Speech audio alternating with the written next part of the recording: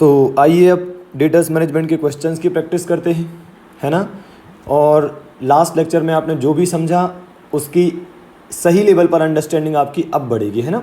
अपन बहुत सारी प्रैक्टिस करेंगे तो आपकी अंडरस्टैंडिंग ऑटोमेटिकली इम्प्रूव हो जाएगी, है ना। तो अगर पहले आपको कुछ कम लग रहा है, कुछ कि आपको कम समझ में आया है, तो आप बिल्कुल टेंशन फ्री हो जाइए, रिलैक्स हो जाइए, बिल्कुल बढ़िया प्रैक्टिस करेंगे और आपको पूरी बातें समझ में आएंगी, है ना। ओके, क्वेश्चन नंबर 1 क्या है भाई।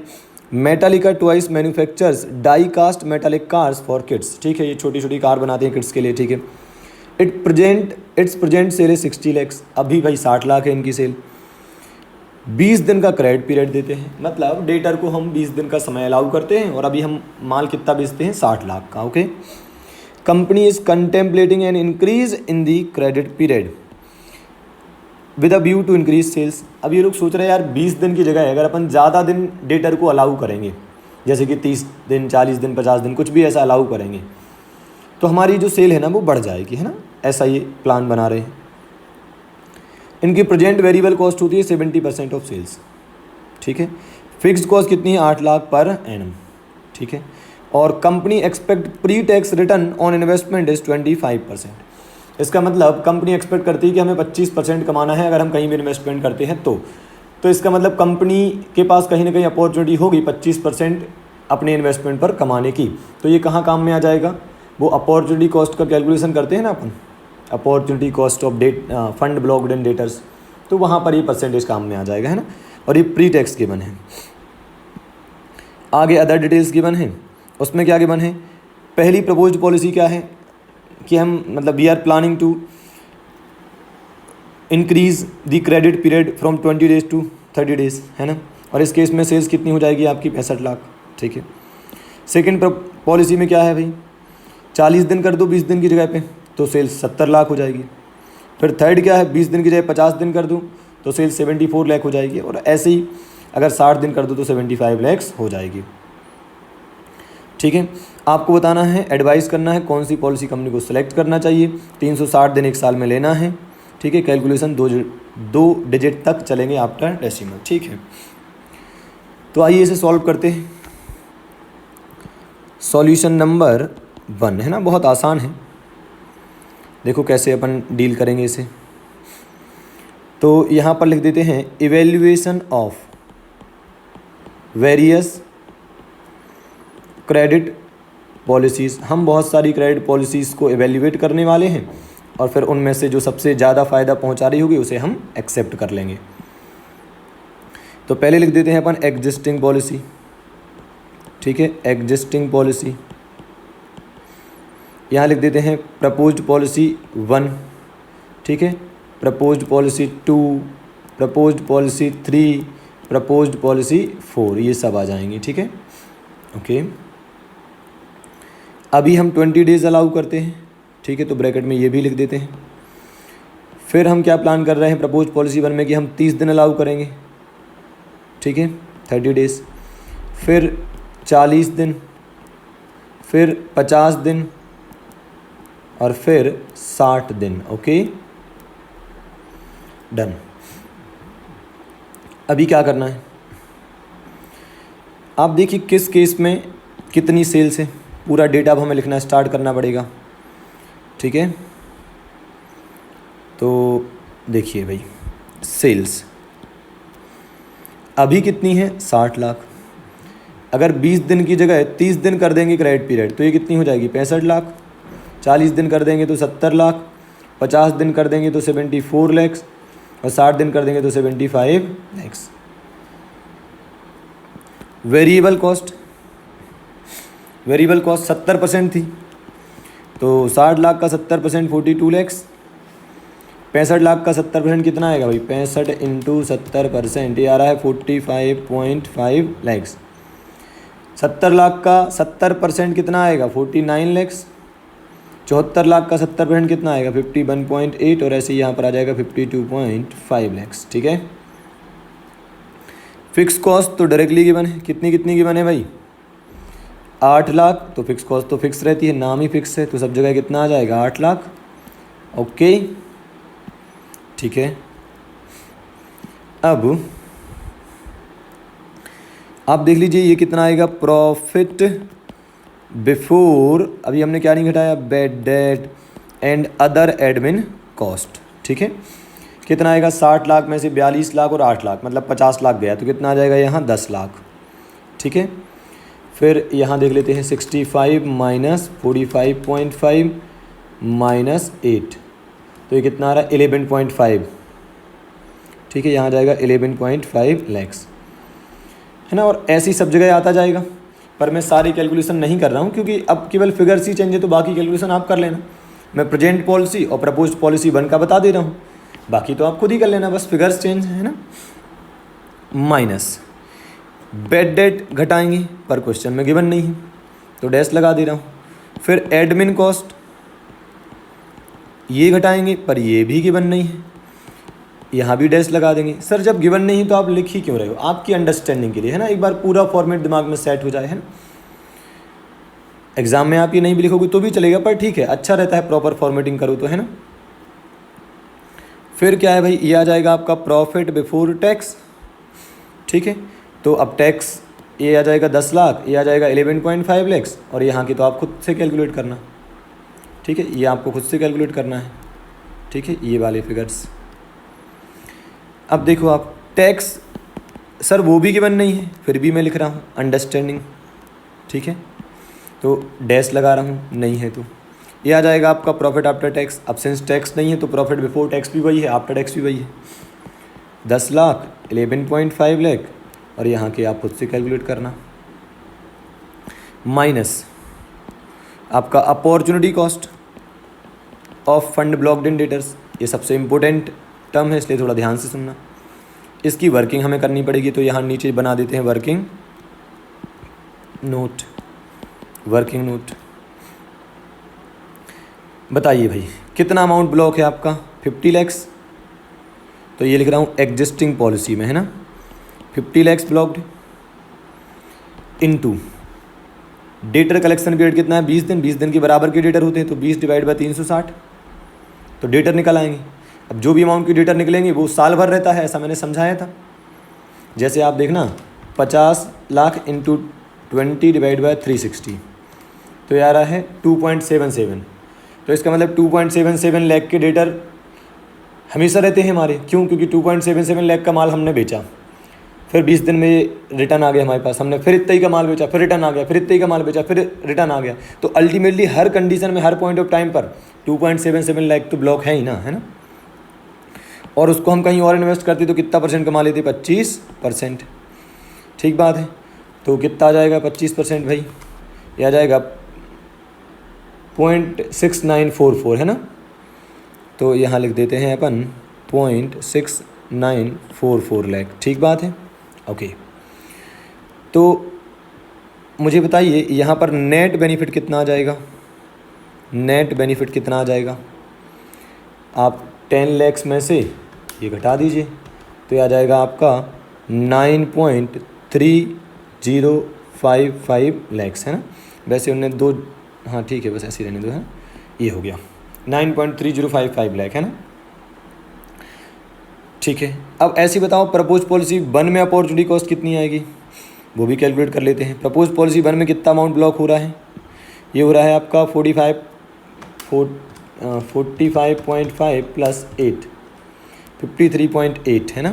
तो ये लिख देता हूँ, प्रपोज्ड पॉलिसी 1 में 53.5 इंटू डेटर कलेक्शन पीरियड है 30 दिन, 20 दिन की जगह पर हो गया है ना, यहाँ 360 और इंटू 25%, तो ये कितना आ जाएगा आपका, बता देता हूँ मैं कैलकुलेट करके, आप भी कर लीजिए कैलकुलेट।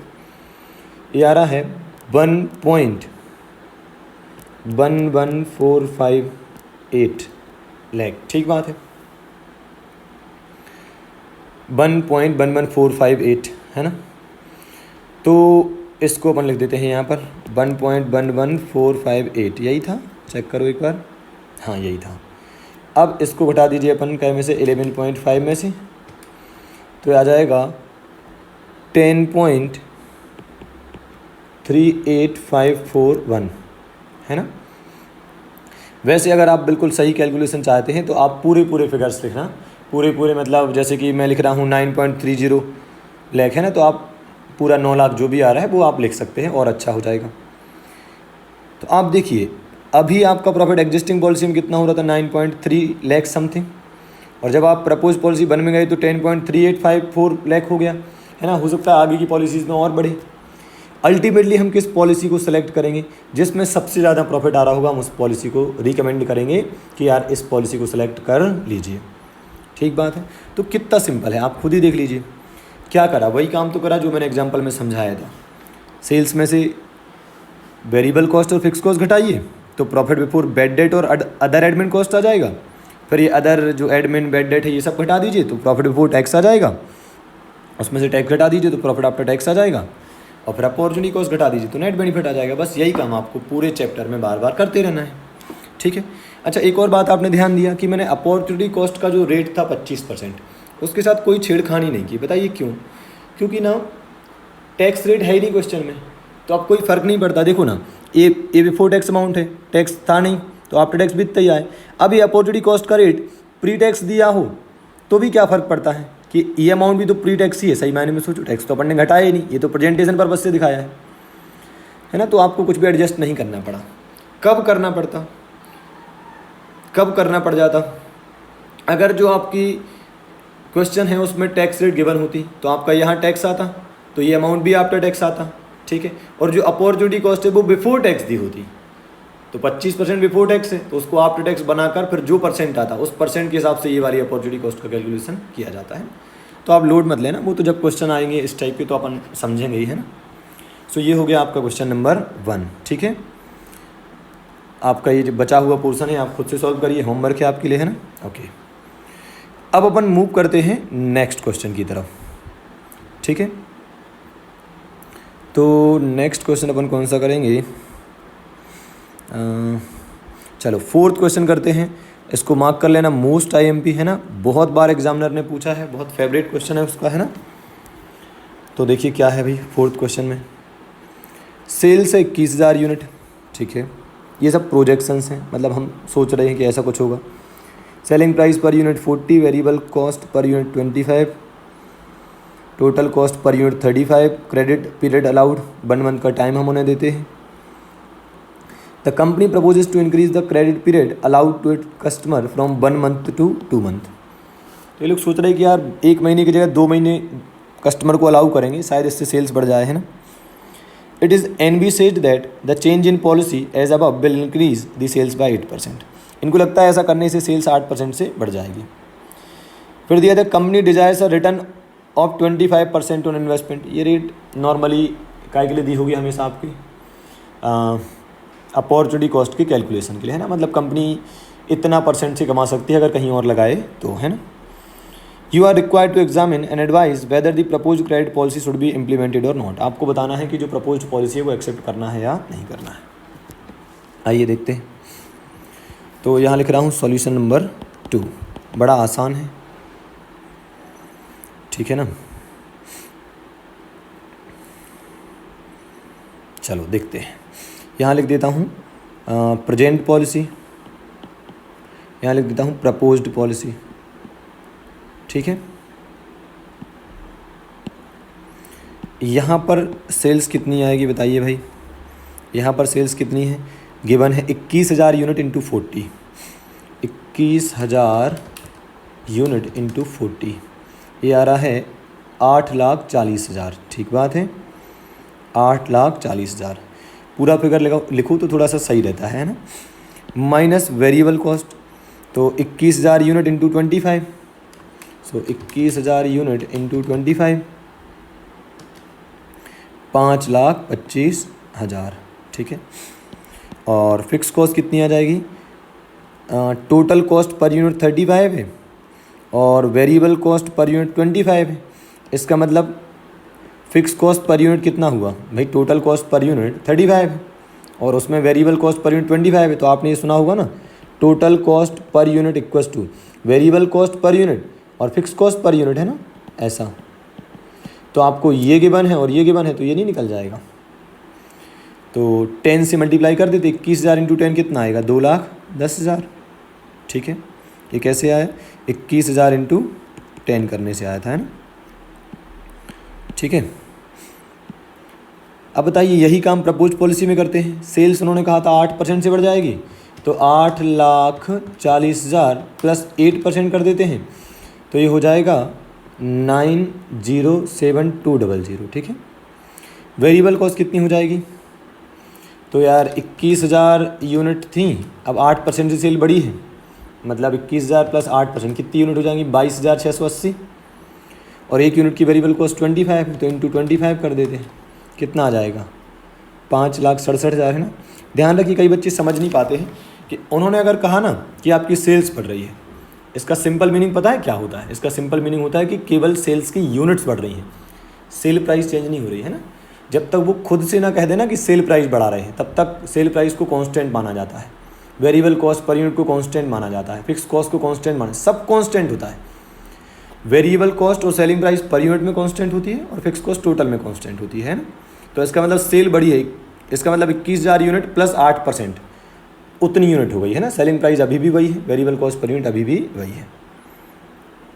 तो ये कहाँ से आया, 21,000 यूनिट प्लस 8%। ठीक है, 21,000 लिख देता हूँ, 21,000 प्लस 8%, तो 22,680 यूनिट आएंगी। और इनटू वेरिएबल कॉस्ट कितनी है 25, तो मल्टीप्लाई करेंगे तो आ जाएगा 5,67,000। और मज़े की बात, फिक्स्ड कॉस्ट तो 2,10,000 ही रहेगी, फिक्स कॉस्ट हर बार चेंज नहीं होती, तभी तो उसका नाम फिक्स कॉस्ट है। अगर सेल्स के साथ चलने लगे तो ये भी वेरिएबल कॉस्ट हो जाएगी ना, समझे। तब बताइए यहाँ पर प्रॉफिट कितना आएगा before bad debt and other admin cost, कितना आएगा देख लेते हैं। 8,40,000 माइनस 5,25,000 माइनस 2,10,000, ये आ रहा है 1,05,000।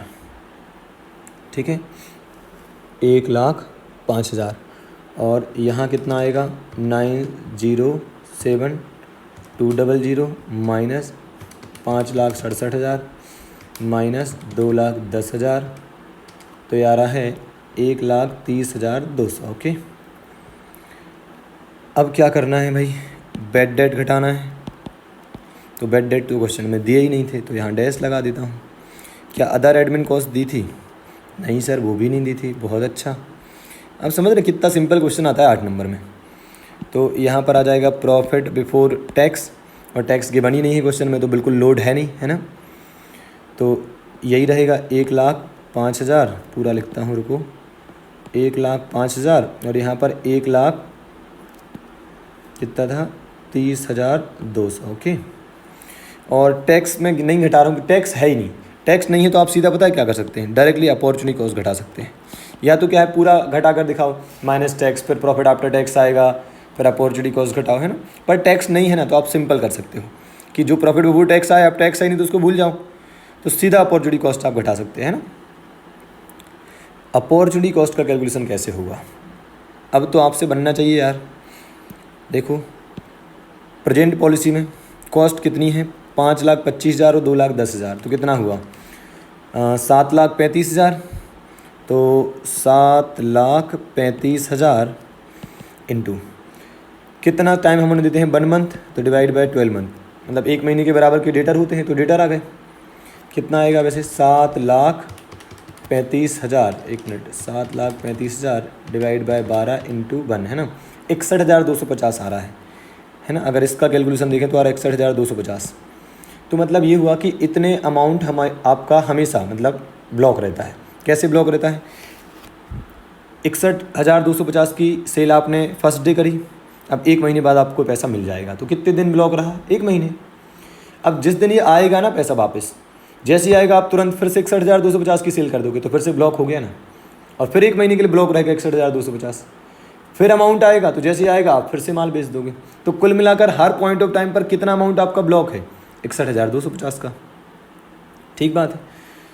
अब इस पर रेट कितना लगाना है भाई, आपका कितने परसेंट से हम कमा सकते हैं। 61,250 को कहीं और लगा दे तो 25% कमा सकते थे, तो इंटू 25%, 25 ही था ना, हाँ ओके।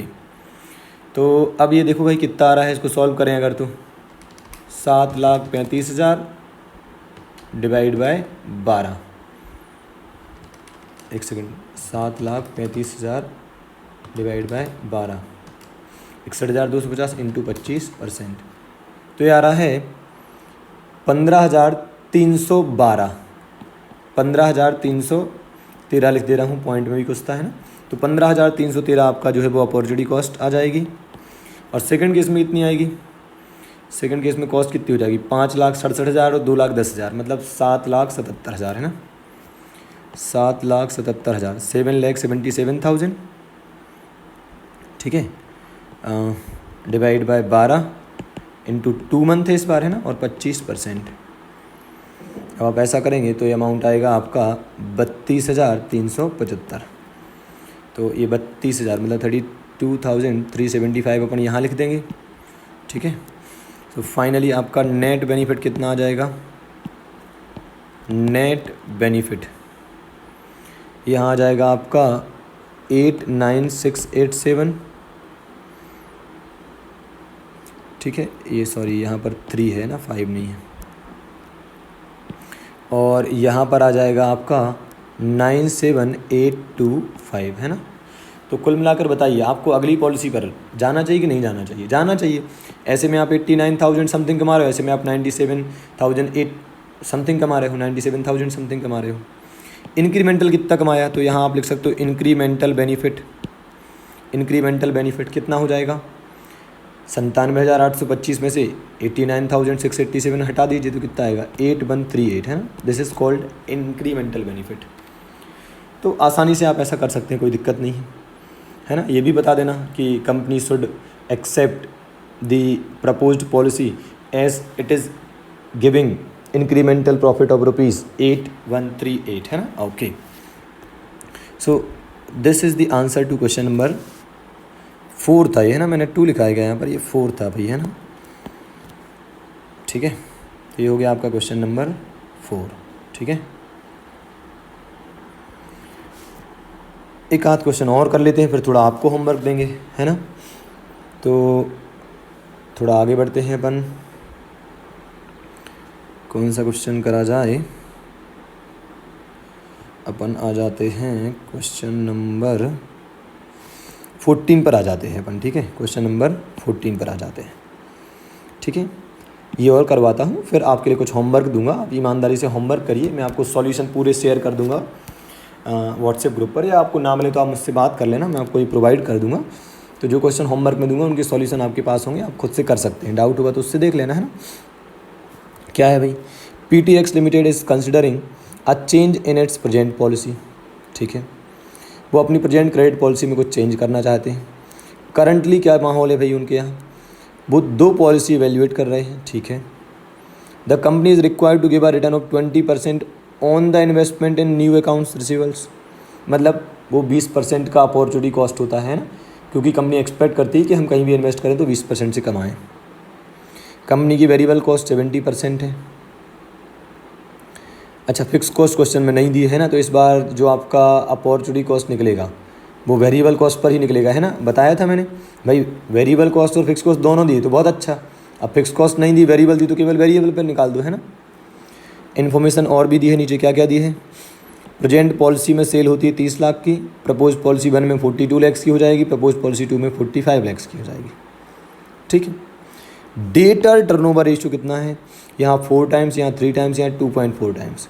न्यू थिंग क्या है भाई, डेटर टर्नओवर रेशियो क्वेश्चन में क्यों गिवन है, ये सोचने की बात है, ठीक है। बेड डेट कितना गिवन है, यहाँ 3%, यहाँ 5%, यहाँ 6% ऑफ सेल्स। यहाँ लिखा है return on investment in new account receivable is based on cost of investment in debtors. बोले जो आप रिटर्न ऑन इन्वेस्टमेंट निकालते हो, मतलब अपॉर्चुनिटी कॉस्ट जो निकालते हो, उसको कॉस्ट ऑफ इन्वेस्टमेंट पर निकालना, तो अपन तो वैसे भी कॉस्ट पर निकालते हैं। मैंने आपको यही सिखाया है ना कि अगर आप 10 लाख का माल बेचते हैं और उस माल को बेचने में आपने 8 लाख का खर्चा करा था, तो 8 लाख ही आपका पैसा ब्लॉक है, तो आप उसी पर ही अपॉर्चुनिटी कॉस्ट निकालते हो है ना। तो कभी कभी बात, मतलब कभी कभी ये वाली बात वो खुद से लिख कर दे देते हैं, तो वो लिख कर दें या ना दें, हमें तो यही करना है ना। आपसे पूछा है कौन सा ऑप्शन आप रिकमेंड करेंगे, ठीक है बताते हैं। पर एक क्वेश्चन मेरा आपसे है, बताइए कौन सी बात है जो आपको इस क्वेश्चन में मिसिंग दिख रही है, कौन सी बात है जो होनी चाहिए थी पर दिखाई नहीं दे रही है, सोचो ज़रा। पता है क्या दिखाई नहीं दे रहा है, टाइम पीरियड कहीं दिख नहीं रहा है। कम से कम ये तो बताते कि पहले हम कितना टाइम पीरियड देते थे डेटर को। आपने ये तो बताया कि हम टाइम पीरियड चेंज करने के बारे में सोच रहे हैं, हम नई पॉलिसी लाने के बारे में सोच रहे हैं, तो कितना टाइम पीरियड तो बताओ, पहले कितना था, फिर अब कितना हो जाएगा प्रपोज पॉलिसी 1 में, प्रपोज पॉलिसी 2 में कितना टाइम पीरियड हो जाएगा, वो गिवन नहीं है। उसकी जगह पर एक नई चीज़ गिवन है और वो क्या है, डेटर टर्नओवर रेशियो। मतलब पक्का डेटर टर्नओवर रेशियो से डेटर कलेक्शन पीरियड निकाला जाना होगा। हाँ सर, ये तो वैसे भी अपन करते हैं। सोचो आप, मैंने आपको सिखाया है कि कैसे डेटर टर्नओवर रेशियो से हम डेटर कलेक्शन पीरियड निकाल सकते हैं, सिखाया था रेशियो एनालिसिस में भी और इस चैप्टर में भी पहले मैंने सिखाया था, है ना। तो इस क्वेश्चन में न्यू थिंग यही थी। कैसे निकालते थे देखो आप, पहले DTR कैसे निकालते थे, रेशियो एनालिसिस में सिखाया था, रेशियो एनालिसिस चैप्टर में सिखाया था DTR निकालना, credit sales upon average debtor, है ना, ऐसे निकालते थे। पर ये तो गिवन है तो इस फॉर्मूले की ज़रूरत नहीं है। और बताइए मुझे डेटर कलेक्शन पीरियड कैसे निकालते थे। अब हमें इस क्वेश्चन में यही तो चाहिए है। और ये निकालते कैसे थे, 360 अपॉन DTR। मतलब 360 इसलिए बोल रहा हूँ क्योंकि अगर डेज में होगा तो 360, मंथ में होगा तो 12 मंथ, और वीक्स में होगा तो 52 वीक्स, है ना। ओके, सो इसका मतलब अगर DTR गिवन है तो हम उसको 360 से डिवाइड करके डेटा कलेक्शन पीरियड निकाल सकते हैं। इसका मतलब हर पॉलिसी में अगर DTR गिवन है तो फिर हर पॉलिसी में अगर DTR गिवन है तो इसका मतलब हर पॉलिसी का डेटा कलेक्शन पीरियड भी कैलकुलेट हो सकता है। ठीक है, ओके। अब चलते हैं सॉल्यूशन पर। ठीक है, तो यहाँ लिख रहा हूँ सॉल्यूशन नंबर 14। ठीक है, यहाँ लिख देते हैं प्रेजेंट पॉलिसी, यहाँ लिख देते हैं प्रपोज पॉलिसी 1, यहाँ लिख देते हैं प्रपोज पॉलिसी 2। ओके, अब सुनिएगा भाई, सबसे पहले तो एक काम करते हैं, तीनों पॉलिसी का टाइम पीरियड निकाल लेते हैं, डेटा कलेक्शन पीरियड निकाल देते हैं। उसके लिए बनाना पड़ेगा वर्किंग नोट। तो यहाँ लिख देता हूँ वर्किंग नोट,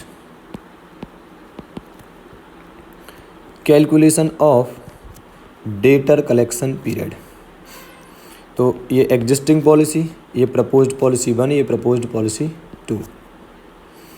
ठीक है, कैसे निकालेंगे भाई, क्या बताया है मैंने, ये अपन ने सीखा है debtor collection period equals to 360 divide by DTR। तो देखिए यहाँ पर 360 डेज डिवाइड बाय DTR कितना है एग्जिस्टिंग पॉलिसी में, बताना ज़रा। एग्जिस्टिंग पॉलिसी में है 4 टाइम्स, तो यहाँ जाएगा 4। यहाँ 360 डेज डिवाइड बाय, यहाँ पर कितना है सेकंड में 3 और उसके बाद 2.4, है ना। तो यहाँ आ जाएगा 3, है ना, और यहाँ पर 360 डेज डिवाइड बाय 2.4 टाइम्स, है ना। ठीक है, 2.4। तो यहाँ 360 डिवाइड बाय 4 कितना आएगा बताइए, 360 डिवाइड बाय 4 ये आएगा 90 डेज। चलो, डेटा कलेक्शन पीरियड निकल गया एग्जिस्टिंग पॉलिसी में 90 डेज। फिर यहाँ कितना आएगा, ये आएगा आपका 120 दिन और ये आएगा आपका 150 दिन। ठीक है, न्यू थिंग तो यही थी। तो 90, 120 और 150, तो यहाँ लिख देते हैं 90, यहाँ 120 और यहाँ 150 डेज। ओके, बोलो यारो। ठीक है, अब क्या करना है, यहाँ पर लिख देते हैं सेल्स। तो कितनी कितनी है सेल्स, आ जाइए देख लेते हैं क्वेश्चन में से। यहाँ है 30 लाख, यहाँ है 42 लाख, यहाँ है 45 लाख। ठीक है, और आपका वेरिएबल कॉस्ट कितना गिवन है, उन्होंने कहा था 70%। तो 30 लाख का 70% कितना होगा, 21 लाख। 42 लाख का 70% कितना हुआ, कैलकुलेट कर लेते हैं। 42 का 70% ये आ रहा है आपका 29.4 लाख, और 45 लाख का 70% कितना होगा, 31.5 लाख। अच्छा, फिक्स कॉस्ट तो है ही नहीं, तो माइनस फिक्स कॉस्ट की जगह पर अपन क्या लगा दें, डैश लगा दें। हाँ सर लगा दीजिए, ये लगा दिया डैश अपन ने। ठीक है, तो कितना कितना आ गया ये, यहाँ आ जाएगा 9 लाख, यहाँ आ जाएगा 12.6 लाख, और यहाँ आ जाएगा 13.5 लाख। ये हो जाएगा profit before bad debt and other admin cost. ठीक है। अब माइनस बैड डेट इस बार क्वेश्चन में गिवन है, कितना गिवन है 3% ऑफ सेल्स, 3% ऑफ सेल्स, तो 30 लाख का 3%, 30 लाख का 3% कितना आएगा 90,000। फिर अगले में 5% ऑफ सेल, मतलब 42 लाख का 5%, 42 लाख का 5%, ये आएगा 2,10,000। और आप ध्यान से सुनिए, ऐसा आप एग्ज़ाम में नहीं लिख सकते हैं ना, मैं तो 90K लिख देता हूँ, 9L लिख दिया है ना, ऐसा नहीं, आपको पूरा पूरा ढंग से लिखना है ना, नहीं तो मार्क्स कट जाएंगे, है ना। तो ये 90,000, फिर 2,10,000 और लास्ट केस में आ जाएगा 2,70,000, है ना। ओके, अब अदर एडमिन कॉस्ट तो है ही नहीं, तो अदर एडमिन कॉस्ट में डैश लगा देता हूँ, ठीक है। तो ये आ जाएगा आपका प्रॉफिट बिफोर टैक्स, कितना आ जाएगा 9 लाख माइनस 90,000, 8,10,000, यहाँ आ जाएगा 12,60,000 माइनस 2,10,000, ये आएगा 10,50,000 और ये आएगा 10,80,000, ठीक है। टैक्स वैक्स कुछ है ही नहीं, तो सीधे अपॉर्चुनिटी कॉस्ट घटा देते हैं। तो टैक्स नहीं तो मतलब डायरेक्टली अपॉर्चुनिटी कॉस्ट अपन घटा सकते हैं। अब अपॉर्चुनिटी कॉस्ट का कैलकुलेशन हमें सीखना है, जो कि हम सीख चुके हैं। कैसे करना है भाई, इस बार काय पर निकालेंगे, 21 लाख पर निकालेंगे, मतलब वेरिएबल कॉस्ट पर निकालेंगे, है ना। अपॉर्चुनिटी कॉस्ट 21 लाख पर, 29,40,000 पर और 31,50,000 पर। कितनी कितनी आई आप भी कैलकुलेटर पर निकाल कर बताइए, मैं भी निकाल देता हूँ, यहाँ निकाल देता हूँ, ठीक है।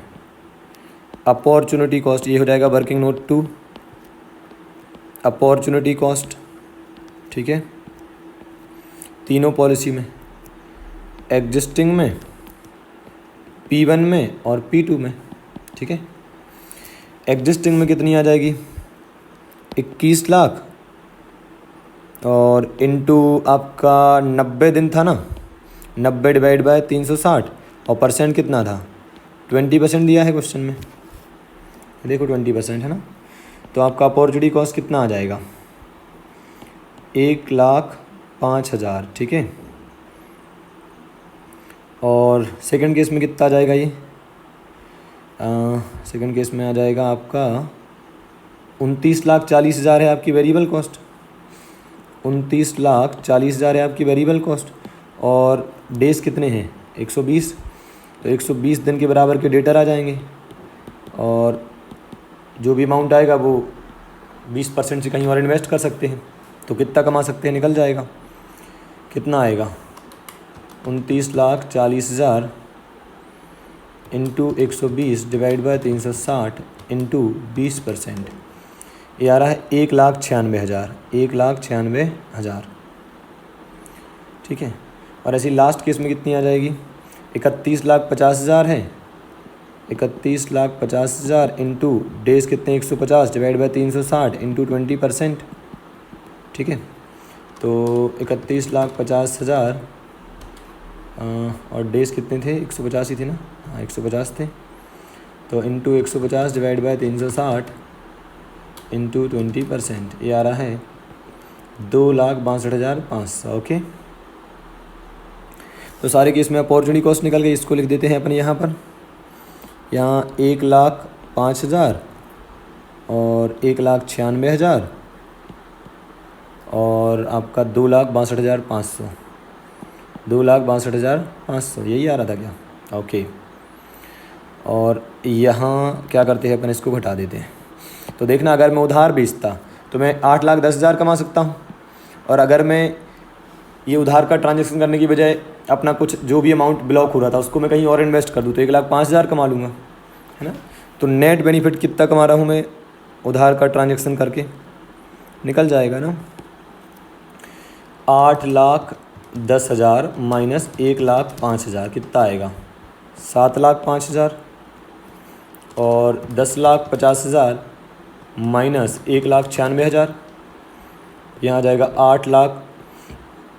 8,54,000 है ना, अरे क्या लिख दिया 8,54,000, ओके। और लास्ट केस में आ जाएगा 10,80,000 माइनस 2,62,500, यह आ जाएगा 8,17,500, ओके। सबसे ज़्यादा फ़ायदा आपको कहाँ नज़र आ रहा है 8,54,000, मतलब प्रपोज्ड पॉलिसी वन में फ़ायदा नज़र आ रहा है ना। तो बड़े आसान क्वेश्चन हैं, आपको समझ में आ गया होगा, है ना। अपन ने 3 क्वेश्चन करे, तीनों ही थोड़ी थोड़ी वेराइटी थी, है ना, थोड़ा थोड़ा डिफरेंस था। तो इस तरीके से कुछ आपको सॉल्व करने हैं डेटा मैनेजमेंट के क्वेश्चंस, ठीक है। अब आपके लिए कुछ होमवर्क देता हूँ, ठीक है। आंसर्स रहेंगे, कहीं डाउट हो तो वहाँ से देख लेना, और फिर भी डाउट हो तो आप मुझसे पूछ लेना, है ना। कोशिश करना फॉर्मेट हर बार पूरा बनाओ, है ना। अभी होमवर्क की बात कर लेते हैं। होमवर्क में आपके लिए क्या क्या हो जाएगा, क्वेश्चन नंबर 5 हो जाएगा, है ना। 5 के बाद ये 14 करवाए तो 15 हो जाएगा, तो 5 हो गया, 15 हो गया। इसके अलावा 16 भी आप कर सकते हैं, कोई दिक्कत नहीं है ना। 16 के बाद 18। तो सुनिए, 5, 15, 16 और 18, 19 क्या है वो भी देख लो। 19 भी आप कर सकते हैं, नहीं चलो 19 मैं करवा दूंगा, ठीक है। तो ये 4 क्वेश्चन करने हैं। सर इतना सारा होमवर्क कोई देता है? अब बेटा डेटा मैनेजमेंट चैप्टर ही ऐसा, उसमें कुछ है ही नहीं, बड़ा आसान है। और देख लेना, आप पे बड़ी आसानी से बन जाएंगे, आप बिना देखे पूरा सॉल्व कर लेना, उसके बाद ही आंसर देखना, ठीक है। तो ये आपके लिए होमवर्क हो गया है। इस लेक्चर को पूरा देखने के बाद, ये क्वेश्चन अच्छे से सॉल्व करने के बाद ही आपको होमवर्क करना है, ठीक है। और होमवर्क करने के बाद ही आपको नेक्स्ट लेक्चर पर मूव करना है, ओके।